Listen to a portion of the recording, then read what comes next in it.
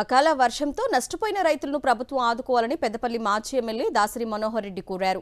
పెద్దపల్లి జిల్లా కాల్వ శ్రీరాంపూర్ మండలంలోని వెనంపల్లి, కూనారం, మంగపేట, జాఫర్ఖాన్ పేటలో వడగండ్ల వానకి మొక్కజొన్న పంట నేలకొరిగింది. ఆయా గ్రామాల్లో పర్యటించిన దాసరి మనోహర్ రెడ్డి ధ్వంసమైన పంటలను రైతులతో కలిసి పరిశీలించారు. సుమారు 400 ఎకరాల్లో పంటలు నేలవాలాయని ఆయన అన్నారు. పంట నష్టపోయిన రైతులకు ఎకరాకు 40,000 రూపాయల పరిహారం ఇవ్వాలని ఆయన డిమాండ్ చేశారు. ఈ అకాల వర్షంతో చాలామంది రైతులు మరి వర్షాకాలం పంట కూడా చేతికి రాక దాంట్లో నష్టం వచ్చింది. మరి యాసంగైనా బాగుపడుతున్న ఉద్దేశంతో మొక్కజొన్న పంట వేస్తే ఈ అకాల వర్షంతో మొక్కజొన్న పంట కూడా పడిపోయి రైతుకు విపరీతమైన నష్టం జరిగింది.